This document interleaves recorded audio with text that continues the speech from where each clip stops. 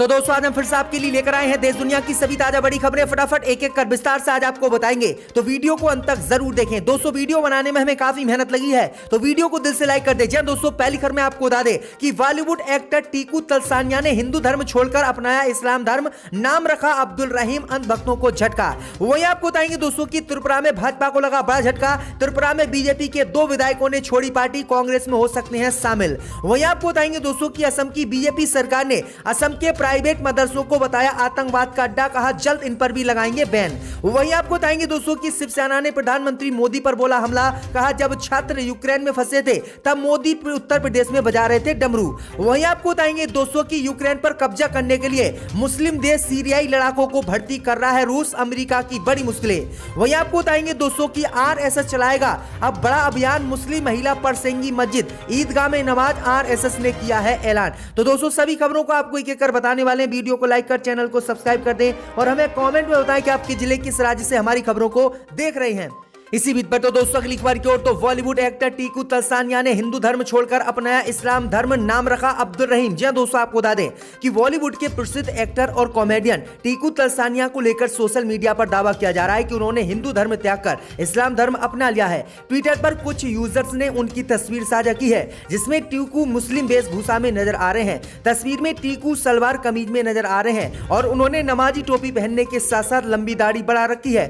Social media site Twitter पर उम्मते ए मुस्लिम नाम के एक हैंडल ने ऐसी एक तस्वीर साझा की है और उन्होंने कहा है कि किस तरह से इंडिया के मशहूर कॉमेडियन टीकू तलसानिया डायरा ने इस्लाम धर्म कबूल कर लिया है और हिंदू धर्म इन्होंने छोड़ दिया है। वहीं आपको बता दें कि एक वीडियो भी यूट्यूब पर उनका वायरल हो रहा है जिसमें वह मुस्लिम वेशभूषा में नजर आ रहे हैं। वीडियो में एक लड़की कहती है सलाम वालेकुम, इस पर तलसानिया कहते हैं अस्सलाम वालेकुम। लड़की आगे पूछती है कैसे हो आप, तो इस पर टीकू कहते हैं खैरियत है। वीडियो में आगे कहा गया है कि टीकू ने इस्लाम कबूल करने के बाद अपना नाम अब्दुल रहीम रख लिया है। तो ये बड़ी अपडेट आ रही दोस्तों। इसी बीच पर तो दोस्तों अगली खबर की ओर, तो त्रिपुरा में भाजपा को लगा बड़ा झटका। 2 बीजेपी के विधायकों ने छोड़ी पार्टी, कांग्रेस में हो सकते हैं शामिल। जी दोस्तों आपको बता दें कि भाजपा को त्रिपुरा में आज बड़ा झटका लगा है। पार्टी के 2 विधायक सुदीप राय वर्मन और आशीष कुमार साहा ने विधानसभा की सदस्यता से इस्तीफा दे दिया है। इसके साथ ही दोनों नेताओं ने बीजेपी पार्टी भी छोड़ दी है।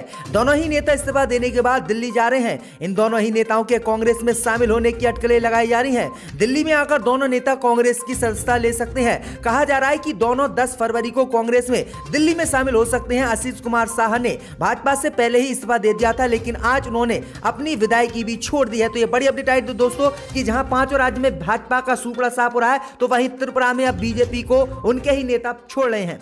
इसी बीच पर तो दोस्तों अगली खबर की ओर, तो यूक्रेन पर कब्जा करने के लिए सीरियाई लड़ाकों को भर्ती कर रहा है रूस, अमेरिका को झटका। जी दोस्तों आपको बता दें कि यूक्रेन की राजधानी कीव पर कब्जा करने के लिए मुस्लिम देश सीरिया के लड़ाकों को रूस अपनी सेना में भर्ती कर रहा है और इसका खुलासा आज अमेरिका ने किया है, जिसके बाद अमेरिका सहित दुनिया भर के देशों की मुश्किलें बढ़ गई हैं। दरअसल आपको बता दें कि रूसी राष्ट्रपति व्लादिमीर पुतिन अब सीरियाई लोगों में रुचि दिखा रहे हैं जो शहरी लड़ाइयों में अनुभवी हैं, ताकि रूसी सेना राजधानी कीव सहित यूक्रेन के शहरों पर इसी मामले को लेकर नियंत्रण कर सके, क्योंकि रूस की सेना इतनी अनुभवी नहीं है जो शहरों में भीतर लड़ सके, लेकिन सीरिया के लड़ाके शहरों में लड़ने में भी सक्षम है। इसलिए रूस ने कीव यानी यूक्रेन की राजधानी कीव पर कब्जा करने के लिए सीरियाई लड़ाकों को अपनी सेना में भर्ती करना शुरू कर दिया है। यानी अब सीरिया जो मुस्लिम देश है उसके जो सेना है वो अब रूस से मिलकर यूक्रेन के खिलाफ लड़ाई लड़ेगी। तो ये बड़ी अपडेट आ रही दोस्तों की दुनिया भर के होश इस खबर को लेकर उड़ गए हैं। इसी बीच पर तो दोस्तों अगली खबर की ओर, तो असम की बीजेपी सरकार ने प्राइवेट मदरसों को बताया आतंक का अड्डा, कहा जल्द पूरे असम में इनको भी करेंगे बंद। जी दोस्तों आपको बता दें ये बड़ी खबर सामने निकल कर आई दोस्तों की भारतीय जनता पार्टी की असम यूनिट का कहना है कि राज्य के बहुत सारे प्राइवेट मदरसों में देश विरोधी गतिविधियां चल रही हैं। भाजपा ने राज्य प्रशासन से कहा है कि मदरसों पर इस बात का ध्यान रखा जाए कि वे सरकार के निर्देशों का पालन कर रहे हैं या फिर नहीं। भाजपा प्रवक्ता रंजीव कुमार शर्मा ने कहा है कि 4 चपोरी इलाके में स्थित मदरसों में अलकायदा इन इंडिया के लिए स्लीपर सेल तैयार किए जा रहे हैं। ये सिलसिला पिछले कुछ सालों से जारी है। प्रेस कॉन्फ्रेंस के दौरान भाजपा नेताओं ने ये आरोप लगाए हैं। दरअसल आपको बता दें कि भाजपा ने साफ कहा है कि जो हमने सरकारी मदरसे बंद किए थे वो भी इसीलिए मदरसे बंद किए थे और जो प्राइवेट मदरसे इस समय असम में चालू हैं उन्हें भी आने वाले वक्त में हम बंद करेंगे और किसी भी कीमत पर इस्लाम की पढ़ाई मदरसों में नहीं होने देंगे, क्योंकि ये आतंक का अड्डा है। तो किस तरह से भाजपा लगातार मुसलमानों को मदरसों के नाम पर, इस्लाम को मदरसे के नाम पर बदनाम कर रही है। इसी बीच पर तो दोस्तों अगली खबर की ओर, तो भाजपा सरकार के विरोध में उतरे बीजेपी नेता सतपाल मलिक। कहा, लाल किले पर किसानों का झंडा फहराना गलत नहीं, मोदी को हटाने के लिए किसानों को होना होगा एक। दोस्तों आपको बता दें कि मेघालय के राज्यपाल सतपाल मलिक ने किसान आंदोलन के दौरान लाल किले पर निशान शाही फहराए जाने को सही ठहराया है और मोदी सरकार पर बड़ा हमला बोला है। उन्होंने कहा है कि इसमें कुछ भी गलत नहीं था। किसान आंदोलन के लिए एक बार फिर केंद्र और उसके नेताओं की तीखी आलोचना करते हुए मलिक ने किसानों से आह्वान किया है कि वे सत्ता बदलने और किसानों की सरकार बनाने के लिए एकजुट हो जाएं। उन्होंने कहा है कि वह राज्यपाल के पद पर उनका कार्यकाल समाप्त होने के बाद खुद देश भर का दौरा कर किसानों को एकजुट करेंगे। मलिक का कहना था कि सरकार ने किसानों से आधा अधूरा समझौता कर उन्हें धरने से उठा दिया, लेकिन मामला जस का तस है। राज्यपाल ने आरोप लगाया है कि प्रधानमंत्री के एक दोस्त पानीपत में 50 एकड़ में गोदाम बनाकर सस्ते भाव में गेहूं खरीदने का सपना पाले हुए हैं। मेघालय के राज्यपाल सतपाल मलिक रविवार को गांव कंडेला में आयोजित एक जनसभा को संबोधित कर रहे थे। इसी दौरान उन्होंने कहा है कि प्रधानमंत्री मोदी ने कहा था कि मेरे खिलाफ मत बोलो, चुप रहो, हम तुम्हें राष्ट्रपति भी देश का बना देंगे। तो ये बड़ी अपडेट आई दोस्तों कि राज्यपाल ने ये पोल भाजपा की खोल दी है, जिसके बाद मोदी की भी मुश्किलें बढ़ गई हैं। इसी बीच बढ़ते दोस्तों अगली खबर की ओर तो शिवसेना का प्रधानमंत्री मोदी पर हमला। कहा, जब छात्र यूक्रेन में फंसे थे तब मोदी डमरू बजा रहे थे। दोस्तों आपको बता दें कि शिवसेना ने मोदी सरकार पर आज बड़ा हमला बोलते हुए दावा किया है कि जब युद्धग्रस्त यूक्रेन में फंसे भारतीय छात्रों ने आक्रोशित होकर प्रतिक्रिया दी, तब जाकर सरकार ने उन्हें वहां से निकालने की तत्परता दिखाई।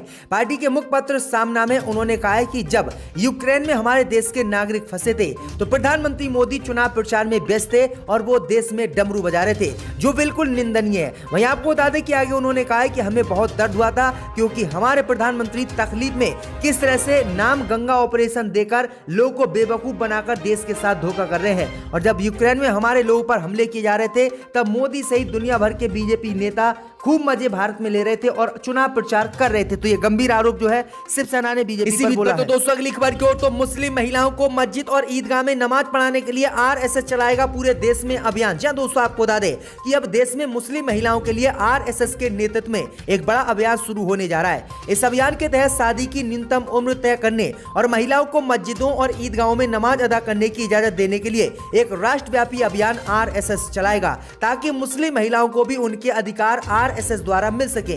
मीडिया रिपोर्ट के मुताबिक राष्ट्रीय स्वयंसेवक संघ से जुड़े मुस्लिम राष्ट्रीय मंच के संस्थापक इंद्रेश कुमार के नेतृत्व में इस अभियान को चलाया जाएगा। इस मंच से चल रहे विधानसभा चुनाव के दौरान मुस्लिम महिलाओं को जोड़ने का अभियान भी चलाया जाएगा। भैया आपको बता दें कि आरएसएस का कहना है कि सिर्फ मर्द ही मस्जिद और ईदगाहों में नमाज पढ़ते हैं और मुस्लिम महिलाओं को इससे वंचित रखा गया है। आरएसएस ने कहा है कि हम मुस्लिम महिलाओं को भी मस्जिद और ईदगाहों में नमाज पढ़ाने के हक देंगे और उनके लिए आवाज उठाएंगे और अब मुस्लिम महिलाएं मस्जिद और ईदगाह में भी जो है मुस्लिम मर्दों की तरह नमाज पढ़ेंगी। तो किस तरह से आरएसएस इस्लाम में अब लगातार दखल दे रहा है। तो दोस्तों अगली खबर की ओर तो भाजपा नेता यशवंत सिन्हा ने अपनी ही सरकार पर बोला हमला। कहा, गंगा का पानी सिर से ऊपर निकलने लगा तब शुरू हुआ ऑपरेशन गंगा। दोस्तों आपको बता दें कि यूक्रेन पर रूस के हमले के बाद पूरी दुनिया वहां तबाही का मंजर देख रही है और राष्ट्रपति व्लादिमीर पुतिन के आक्रमण रवैये को देखकर हर कोई इस बात को लेकर आशंकित है कि कहीं ये विश्व युद्ध का रूप न ले ले। रूस का सबसे घनिष्ठ मित्र देश होने के नाते दुनिया की नजर भारत की भूमिका पर भी टिकी है। इसी मुद्दे पर पूर्व बीजेपी नेता यशवंत सिन्हा ने भाषा के 5 सवाल किए और उस पर मोदी सरकार पर हमला बोला। उन्होंने कहा है कि मोदी सरकार ने गंगा ऑपरेशन जब शुरू किया जब गंगा का पानी सिर से ऊपर निकलने लगा। उन्होंने कहा है कि मोदी सरकार को पहले ही पता था कि यूक्रेन पर हमला रूस कर सकता है, तो मोदी सरकार ने कोई कदम नहीं उठाए और हमारे लोग वहां पर फंस गए। अगर बीजेपी पहले ही कदम उठा लेती तो हमें इतनी परेशानी नहीं होती, क्योंकि भाजपा तो सिर्फ चुनाव में व्यस्त थी। उन्होंने कहा है कि गंगा का पानी सिर से ऊपर निकलने के बाद ही मोदी सरकार ने ऑपरेशन गंगा शुरू किया और फिर भारतीयों को वापस लेकर आए। तो ये बड़ा हमला जो है अपनी ही सरकार पर बीजेपी नेता यशवंत सिन्हा ने बोला। इसी बीच पर तो दोस्तों अगली खबर की ओर तो राहुल गांधी ने प्रधानमंत्री मोदी पर बोला हमला। कहा, रुपया हो गया धड़ाम, बेरोजगारी चरम पर और महंगाई भी हो गई है बेकाबू। दोस्तों आपको बता दें कि कांग्रेस के पूर्व अध्यक्ष राहुल गांधी ने आरोप लगाया है कि नरेंद्र मोदी सरकार के पास बेरोजगारी, महंगाई और यूक्रेन में फंसे छात्रों को वापस लाने को लेकर कोई योजना नहीं है, क्योंकि इस सरकार का मतलब सिर्फ पीआर है। उन्होंने ट्वीट किया, रुपया अपने सबसे न्यूनतम स्तर पर है, रिकॉर्ड तोड़ बेरोजगारी और महंगाई है, यूक्रेन में छात्र फंसे हुए हैं, चीन हमारे क्षेत्र पर कब्जा कर रहा है, इनको लेकर भारत सरकार के पास कोई योजना नहीं है। राहुल ने आरोप लगाया है कि मोदी सरकार का मतलब सिर्फ पीआर है। तो ये बड़ा हमला राहुल गांधी ने बोला है, क्योंकि लगातार रुपये के दाम गिर रहे हैं। डॉलर के मुकाबले अब रुपया 77 रुपया हो गया है, यानी 77 रुपया $1 $1 तो ये बड़ी अपडेट आ रही है कि मोदी राज में किस तरह से रुपया लगातार नीचे जा रहा है। इसी ऐवान में टेबल पर पैसे डाले गए थे।